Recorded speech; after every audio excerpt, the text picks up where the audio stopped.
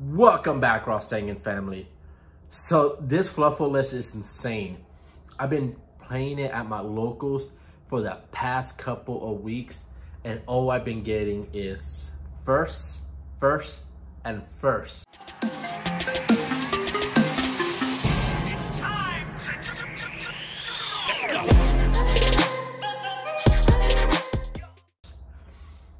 If we would have had YCSs right now, you would have probably saw me on the top tables. If we would have had regionals, guarantee would have been there at the top 8. This deck is that good. It can do over 7 interruptions. It plays around Dark Ruler no more. It plays around droplets. It plays around hand traps. It literally is unstoppable. The good thing about, and the best part about this, the best part is super budget. So you budget players, you are gonna love this deck. All right, so for this list, we play 3 Fluffle Penguin. So its effect is when it's Fusion Summon, you get to draw 2 cards. We have to be Fusion Summon for a Fright monster. You draw 2 cards and discard 1. But the fact that I like the most, and I abuse it now, is when he's on the field, I can special summon a Fluffle monster from my hand. So, and that's a soft once per turn. So if he leaves the field and comes back, or you summon a new copy, you can activate that effect.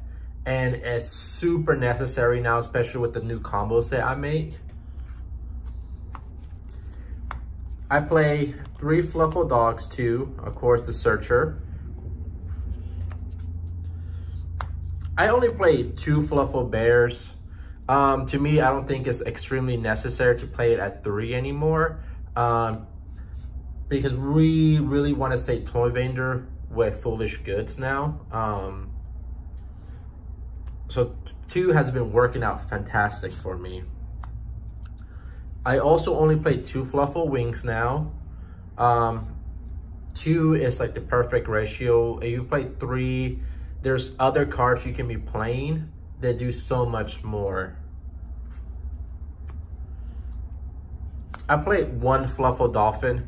This is the only card that like is kind of questionable, the ratio, because I do love Fluffle Dolphin at 2, but we want to have this deck at a 40 count. Right now for me, 1 has been working and I haven't really missed it. It's probably been like a few occasions where I really wish I had 2 of them. But like I said, for me right now, 1 Fluffle Dolphins is working for me. I play 1 Fluffle Cheap. I always told you guys to play it at 2. Like I said, this deck has so many good cards now. It's just one's enough. And again, I kind of wish I did play it at 2, but honestly, I'm not really missing it. So I played 1 Fluffle Owl.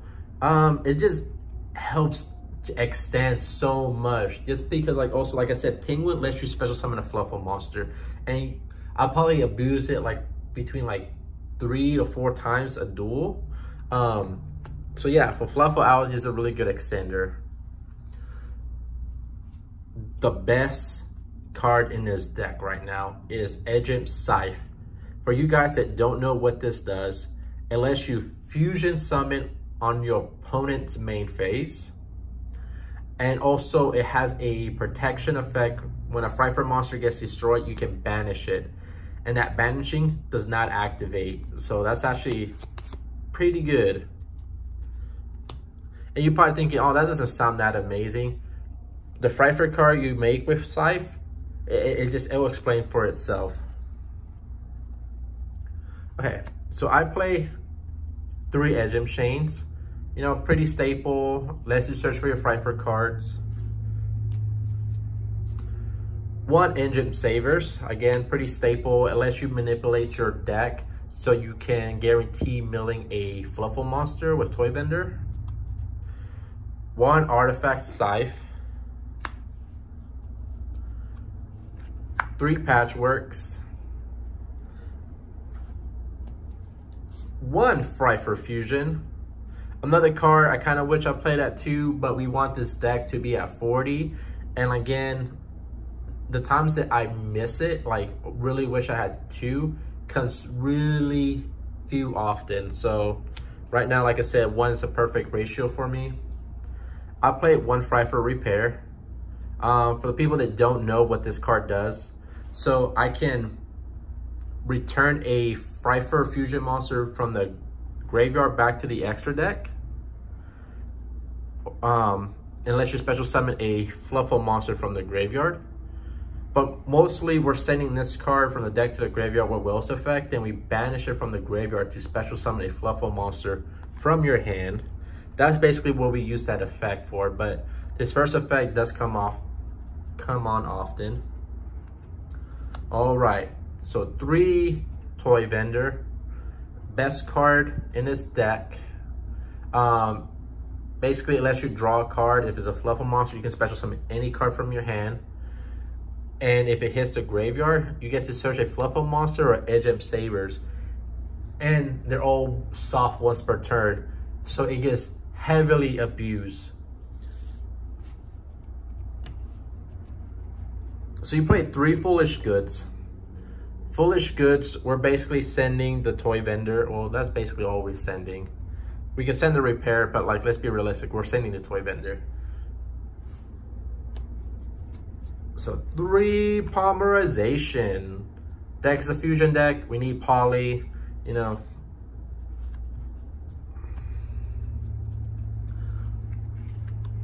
So currently I'm playing 3 Super Polymerizations.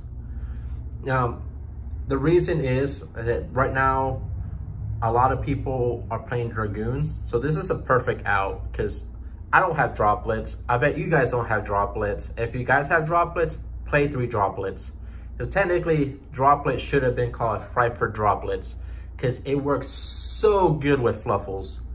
But not everybody has $240 to drop.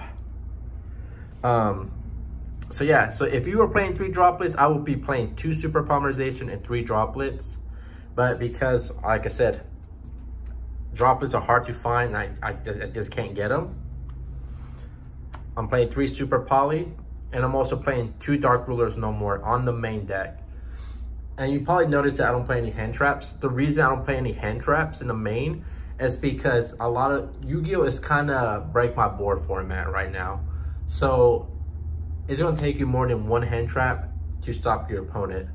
So to me, I'd rather have my opponent make his board than break it with Dark Ruler No More or break it with Super Poly. And obviously, if we had droplets, we'll break it with droplets.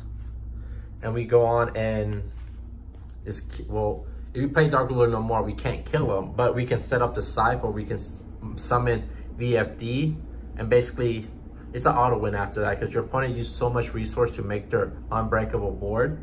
They're not coming back, especially at VFD or Scythe on the field. They lost. All right, so the extra deck, I played 3 Fryfer Well. You have to play it at 3. I tried playing at 2, and once you make VFD, you're gonna miss the 3rd well. I'm guarantee you. 3 wells, perfect. Anything less is kind of risking. You play 2 Sabertooths. You might be able to play it at 1. Majority of duels, I'm always going to 2 Sabertooths. I played 1 Kraken now. Haven't missed it. Well, it's such a better Fryfer card right now. Kraken's basically just comes out when I have to send something to the graveyard. 1 Tiger also. Haven't really missed the 2nd or the 3rd one. So yeah, I feel like 1 is a perfect ratio. I played 1 Starving Venom. I keep flip-flopping around to Starving Venom and Mud Dragon. Unfortunately, you can only play 1 Super Poly target right now because just the extra deck is so tight. I like Starving Venom because it's just stronger and a lot of decks play darks. Also, you can just do VFD and make all the cards into darks. But Mud Dragons, it has more, like, if you're playing against the Fire Noble Knights, when they make Isolde, they'll have another Fire Warrior. There you go. You can make Mud Dragons and their play ends. Mud Dragon has more... It has more playability, but Starry Venom to me is a stronger card. Like I said, it's up to you. Neither is the wrong choice. I played one Bahamut Shark. It lets you bring Totally Awesome. One VFD, the true king of all calamities. Busted card. So I played one Tornado Dragon. So the reason I play Tornado Dragon is sometimes I just have a really hard time to grab Scythe to my hand. Edge Up Scythe. I know it's searchable with Patchwork, but just the hand sometimes the Yu-Gi-Oh gods give you. You can't have Edge Up Scythe to your hand. So Tornado Dragon is perfect because I can make it with Penguin and another level 4. So I could be with Dog, it could be with Dolphin. And trust me, and plus like against control deck, this is really good. You just start popping their back row and you go for the game. And here's another reason why I don't really miss Tiger also, because Tiger was normally just used to pop back rows. So I have Tornado Dragons now to like start popping stuff. So one Dagna, of course, set the Scythe. You need it for the amazing over 7 interruption combos. One Cross Sheep. And one Appaloosa. You see, that's basically my main in my extra deck. You see how super budget it is. I don't play droplets, so this deck is easily under $100. Like I said, I'm not even kidding. Like, I'm not even over exaggerating. Every time I go to locals, I get first place. If you don't believe me, just follow me on the Fluffle Player group on Facebook, and I'm always posting my success in there. This deck is just so good. And I don't have to worry about the ban list. Like, you can pick this up right now, and the only card that might get hit on the ban list is gonna be the True Kings of all calamities. Because it just gets abused with dinosaurs. And right now, no one's really focusing on Fluffles. People just don't respect this deck. People don't think that this deck is literally tier 1. To me, I really think it's tier 0.5. I just don't lose. And I'll play against some really good players, and this deck is just running them over. I see you guys made it to the end of the video. Remember, don't forget to subscribe, join the Raw Sangan family, hit that notification bell so you guys can be notified when we upload new videos. And let's keep it with the Raw Sangan!